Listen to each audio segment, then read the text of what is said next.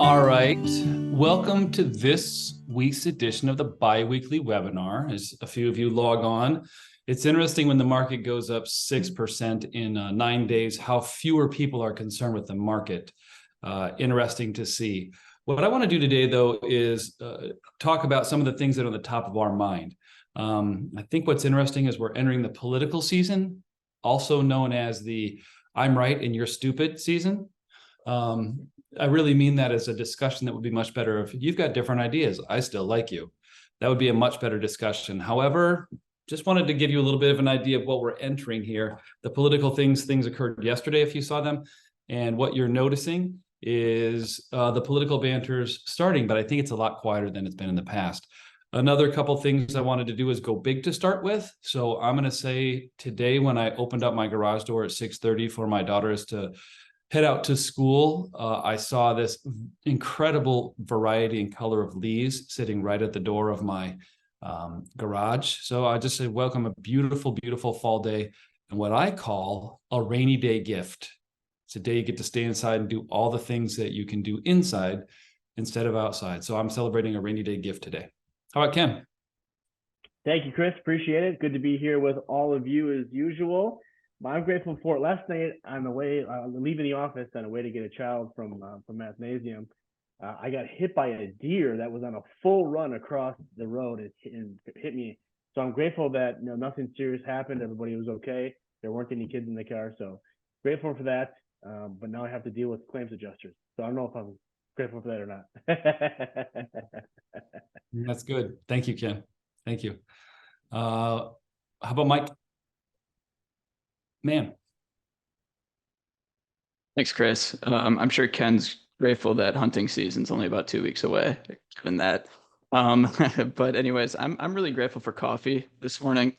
I had a very energetic puppy who decided that its bed was actually a chew toy, tore it to shreds, and it just wanted to play at about 4:15 a.m. So I've been up since then and just continuing my day. So shout out to Peter. I'm getting, that little bit of parenthood without actually having to change the diaper quite yet. Awesome. That's super cool. You mean for the children or yourself? Just for the kids. I'm still practicing on.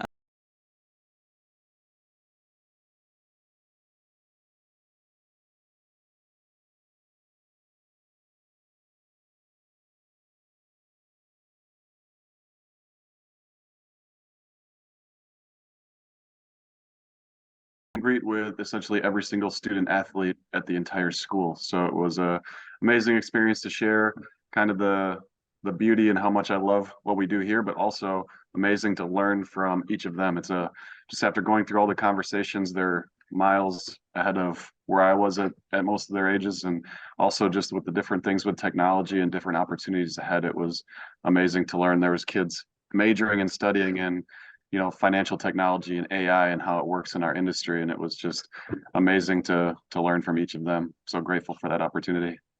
Awesome. Thank you very much. How about Michael Berschbach? Good morning. I'm grateful for my older brother. He is getting married in the middle of next year. He just asked me to hang out and let's dinner Friday night. And actually would not know Zach, who was my introduction to Gentian, without my older brother. So grateful for him. Fabulous. Thank you very much. How about Ashley? Thank you, Chris. Good morning. I am grateful and excited for the opportunity to assist in hosting our November birthday club. It's going to be one of our largest gatherings right after this, or around 12 o'clock today. So I'm just looking forward to celebrating those with a November birthday. Outstanding. Thank you very much. So as we enter today, I want to talk about a couple of different items. I think we've got a lot going on here, and I want to say what a difference 10 days makes. We go back to October 27th. The market is up, as the S&P is measured, about 6.3% as of today. So if you're watching this later, that's as of today, which is Tuesday, November the 8th. So you look at that, and the perspective is, if you happen to jump out or do something or wait on those days, you have approximately 7 or 8 trading days that made a 6% difference. If you look at that on the basis of a 10-year return, that's adding over 0.5% to your 10-year return for your individual portfolio. Why don't we get out? Why don't we jump around? You never know when that's going to happen. So what I look at here is the faith, patience, and discipline to you that have endured. There was a lot of pain beginning to be felt. Let me offer you some perspective. Bear markets tend to happen in two major ways. They tend to fall precipitously and quite a bit, like in 2000, falling 53% approximately, or in 2009, the housing bubble, like they fall 53+%, almost 60 in some categories, right? This one instead decided to lengthen the bear market just to cause you enduring pain, like a sliver in your thumb that won't come out, right? And what's interesting about it is we understand it, we see it. We're very hopeful and optimistic, but we're also realistic. And I want you to understand that. We feel that, but we tend to offer you hope and optimism because historically, these kind of times, this kind of pain leads to much longer term euphoria. Now, we love that because we're not going to do anything silly at euphoria or at pain, but those two things occur. So it's a cycle. The top of the roller coaster and the bottom are two opposite ends. You never know, and there's no bell rung at the bottom when a bear market's over. There's also no bell rung at the top. So what we do is we stay in. We make sure the vehicles that you need are there for your plan to fund them. We watch the day-to-day. We have concerns about them. We make sure that those are not actionable items, or if they are, we take action for you. For most of you, we are discretionary, so we can. What you'll find, though, is we have found as well over time that being consistent is much better than being wildly active. So faith, patience, and discipline explained in a different way today. I just wanted to offer you that. Sometimes can 10 days make a difference in the 10-year return? Absolutely it can. So your patience rewarded over the last 10 days.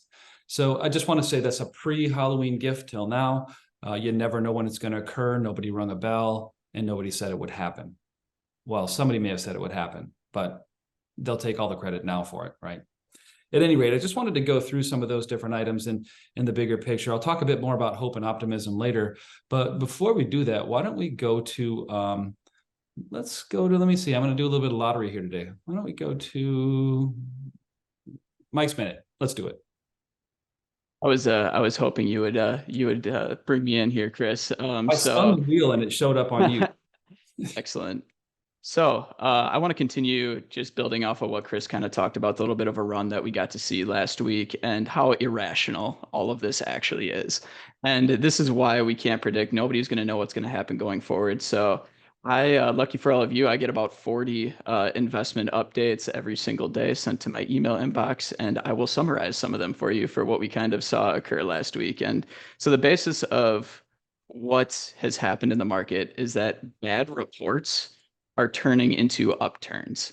Why is that? So when something comes in lower than expected, typically and historically speaking, in bull markets, you would see that as being something that would point to things moving in the other direction, going down.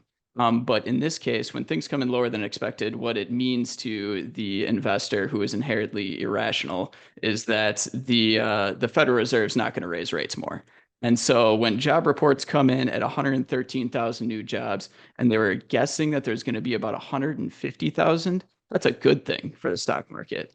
When they're surprised that the manufacturing was surprisingly soft last year, or last week came in, that's another thing that was inherently considered good because of the fact that that meant that the Fed likely won't raise rates higher. And when the Fed doesn't raise rates higher, people believe that then is the time to invest, because then companies can refinance, they can do different things like that. They can build growth based on what they're able to get at a cheaper price. So the market is irrational. It's looking at these things as being good, even though they might appear to be bad for the overall economy themselves. And so that's what drove the rally last week. So it's just extremely interesting to think about some of these things. You tear it apart and you just take a look at each individual. You think it's a poor thing, a poor report, something that would push things in the wrong direction, will push things upwards, and nobody knew that was going to happen until it did. So thanks, Chris. Thank you very much, Mike. I appreciate that as well. And it's interesting to look at the perspective of what you said. I find it very difficult to predict anything, especially when it's about the future.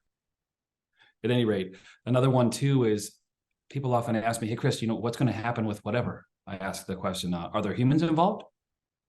Well, yeah, there are. Then I have no idea whatsoever. But those are the questions I think that you can ask, but you really got to be careful about asking questions which don't have an answer. So why don't I, at this point, let's go to Zach's facts. Then I'm going to go to Ashley. Then I'm going to go to Ken, or I may mix it up. Let's go to Zach's And facts. you guys took all of my scripts. I can't believe it. Or maybe we're so close that I was taking your scripts even before we started. But, we'll go into details on just kind of where the markets are at on the year like we normally do. The Dow Jones, I'll try to round to the nearest whole number, is 3% positive on the year. Again, that's a collection of 30 stocks across different industries trying to represent all of them. Used to be the best marker, not necessarily anymore. The one that we look at most is what we talk about next here, which is the S&P 500, which is up 14% on the year, as Chris and Mike mentioned, about a 5 to 6% upturn in the last week. And it's actually the best winning streak of market days for the S&P and the NASDAQ since 2021. So as they mentioned, a great reminder of the timeless principle of you never know when the best days are going to occur, but we need those for the long-term future. And oftentimes they follow the worst days. And October was one of the worst months of the year. So the NASDAQ up 30% on the year. And that's mainly large cap growth technology companies that have driven that this year, accounting for roughly 50% of that index. And when we looked at it, Mike mentioned there was some negative things that turned positive because of how they viewed what the Fed was going to react. But we found that actually 88% of companies beat their earnings for reports this year. So that was extremely interesting to see as well. International up around 2% on the year. Emerging markets still lagging for the last few years, right around flat for the year, 0.12%. Small cap, we're still seeing the variability between growth and value. The Russell 2000 temporarily down about 1 to 2% on the year. The growth side is actually positive. The value side is what's dragging it down there. If we look at previous years and why we continue to rebalance and hold both, is that was exactly the opposite in previous years. So just interesting to observe. As we kind of shift over to the fixed income side of things, been receiving a lot of questions still regarding what should I do with cash on the sidelines, or what are CD rates. For short-term money, it's a tremendous option that we haven't had in a long time. For long-term, CDs still aren't going to get us to where we need to go. They're not going to beat inflation for us long-term. But for a short-term idea, just looked at the CD rates this morning at Raymond James here. The 90-day CD is about 4.3%. The 6-month is 5.4%. The 12-month is 5.35, and then the 18-month is 4.35. So if you're looking at CDs, we try to recommend to keep it under 12 months, potentially looking at a ladder if you want to do it that way. Money market's still around 5.3%, which may be a better strategy if you don't want to lock something in for a period of time. And Raymond James just announced recently that their enhanced savings program is available till 12/31 of this year. So based off the demand for that, it pushed from June to July to August to September, and now till the end of the year. So again, as a reminder, that's a 5% rate. The minimum to get into that program is 100,000. But the difference with that one is that there's FDIC insurance coverage up to 50 million, not the normal 250,000 or 500,000. So tremendous option if you want to kind of put some cash on the sidelines, but keep it really liquid. So with that, Chris, I'll pass it back to you. Awesome, Zach. You accuse me of being a plagiarist. Your words, not mine. I'll let that sit. That's funny. So a couple of things I wanted to say as well. Anybody here vote yesterday? There was big elections. Did you hear the news? There was a bunch of news about it. I was reading it as well. Kind of an interesting one, but did you hear about the candidate who was stealing ballots? They got my vote. At any rate, as we go along here, I'd like to go to Ask Ashley. It's a segment that we have where you can ask her anything that you'd like. And yes, I did come up with the name just recently. Ask Ashley. Oh boy, Chris, thank you for the official title. I am excited to share a couple of things today. I hope you can all see my screen here, but I'm going to touch on 5 ways to help your kids or your grandkids save some money. So option number 1 is help them and take them physically to go open their own bank account or even an investment account. So that can be something that is hosted here. It can be an online account. It's just a good way to teach them about the difference between stocks, mutual funds, having cash on hand and what earnings can be like and compound interest. It's a great lesson that, again, you can teach them very easily. Create a budget. Budget is a big word. And if you start young, it's a better process for their life and their future to stay on a budget.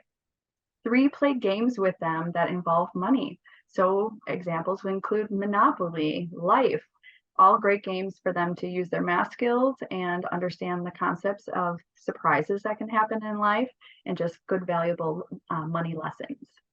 4 is having a clear piggy bank. When you can see your money adding up and physically reach the top of that piggy bank before emptying it, it's kind of a self-achievement and a job well done.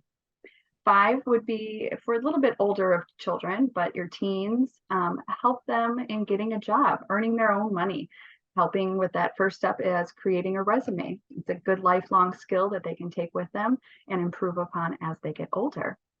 And of course, you have to let your kids splurge, because what's life without a little bit of fun? So from time to time, let them spend money that they get extra from their holidays, birthdays, Christmas, and just let them pick out something that you normally wouldn't let them pick out.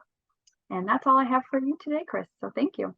That's awesome. Thank you for giving us a different advice on things to do.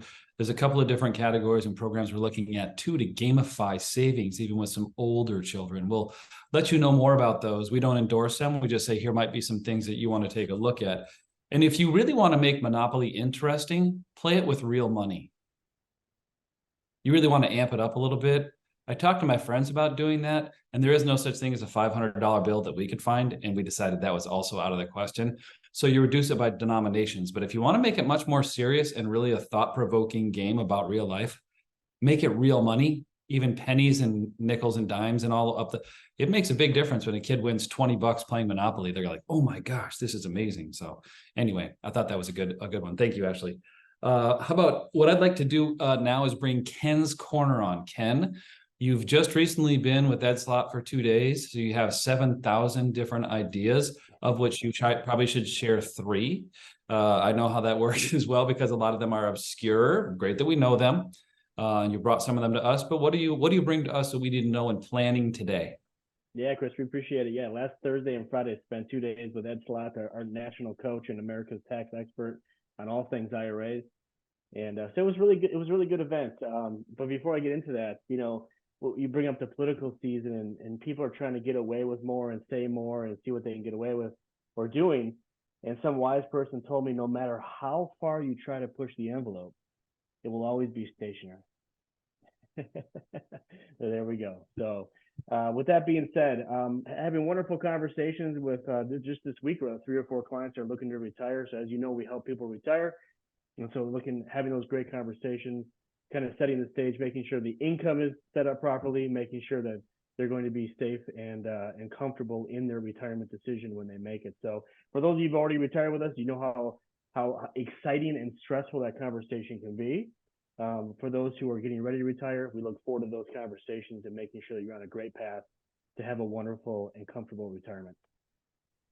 What Chris was talking about with Ed Slott, there was a couple updates. A lot of it had to do around the Secure Act 2.0, which there's a lot of unknowns still with Secure Act 2.0, which are supposed to go into effect basically in 2 months from now.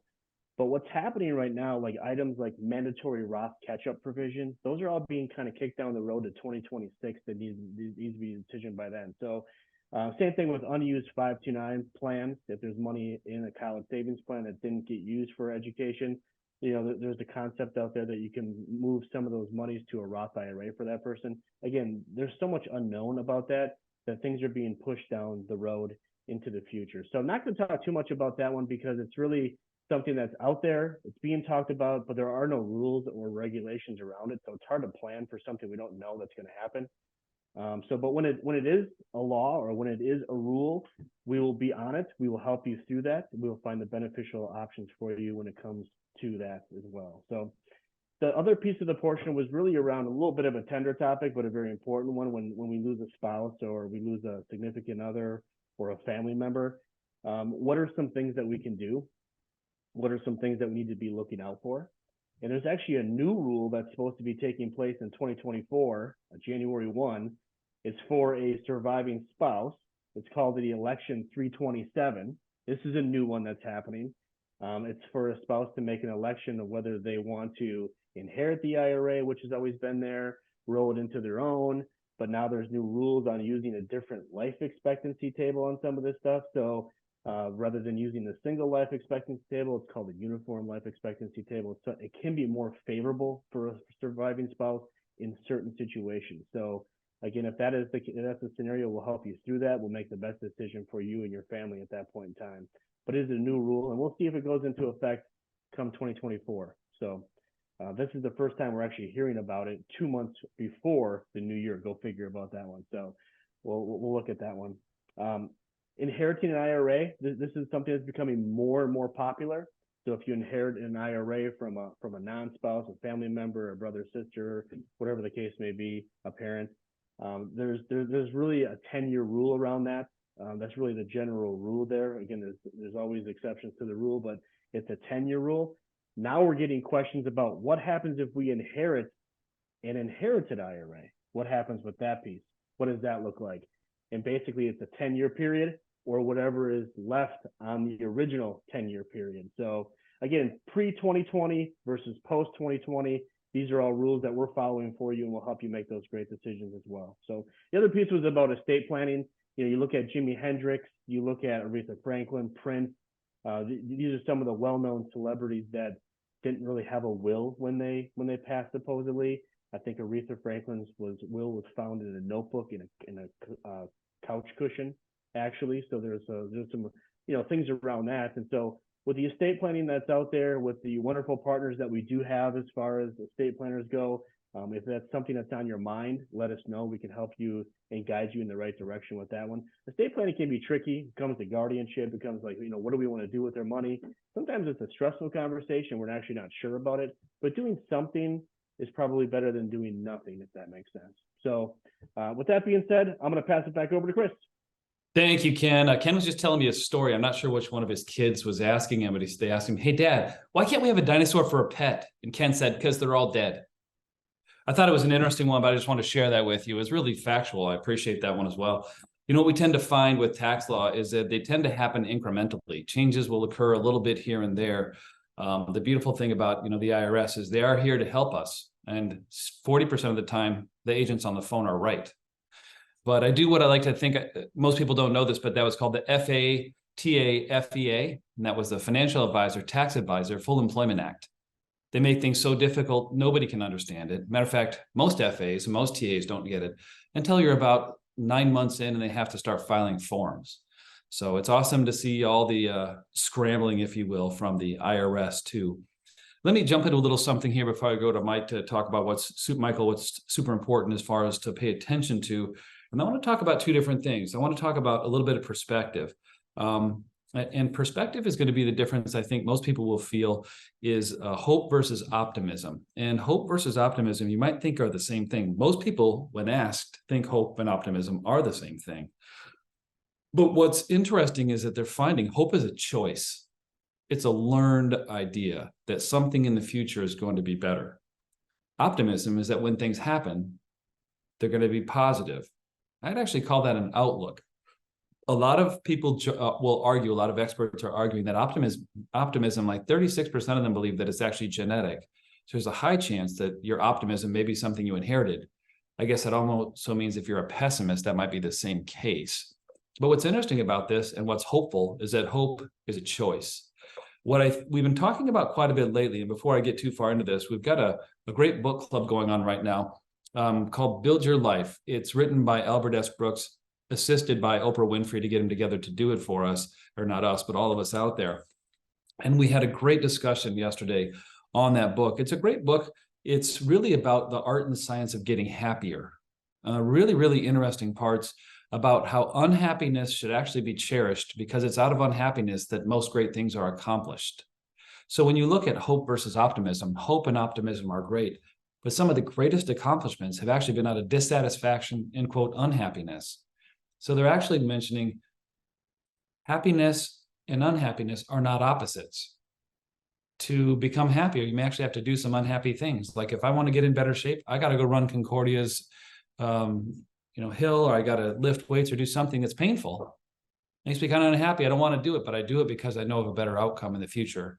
So really interesting to look at that difference in hope versus optimism.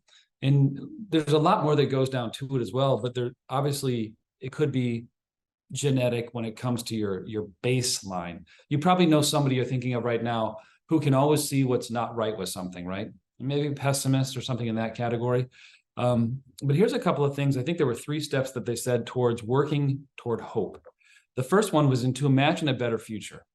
When you imagine things that are going to be more positive in the future, nothing is hopeless.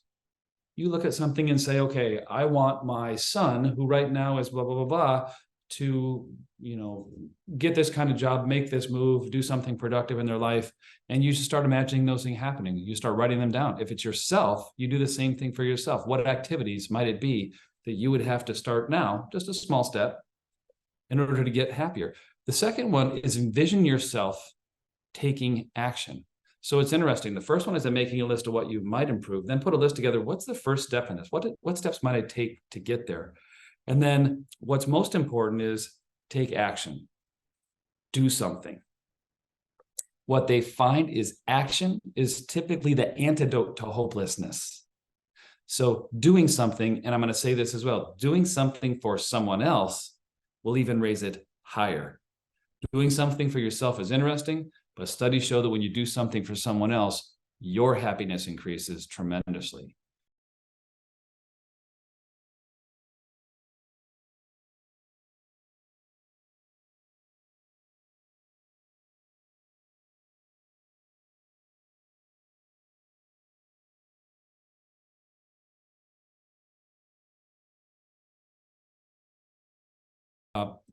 You might be able to build yourself a bit more positive outlook in the future if you practice it.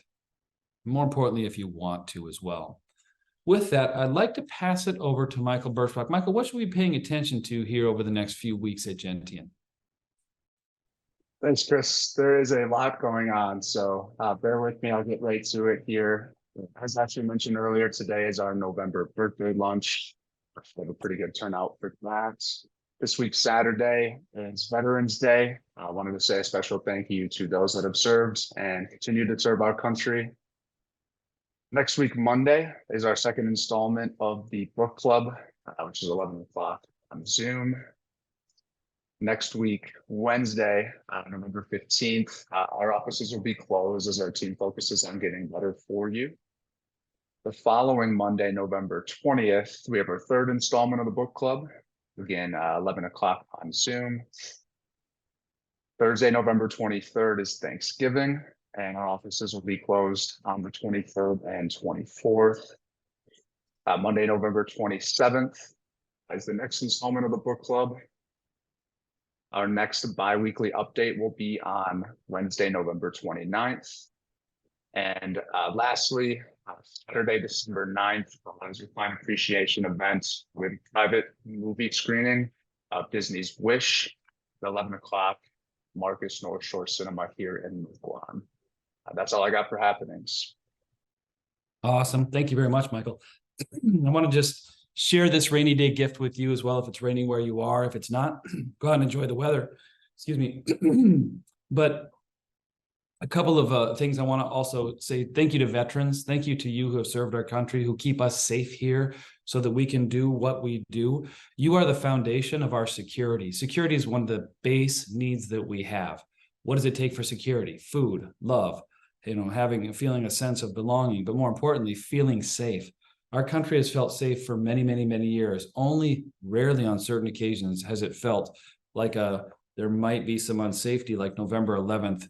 Many years ago when the two towers fell. That's the one I can actually remember. If you felt like that every day, if you didn't serve in the military and keep us safe, I can't imagine how we would be. So we often take it for granted what you've done, what you do, whether it was serving here, overseas, any of the wars, your parents as well.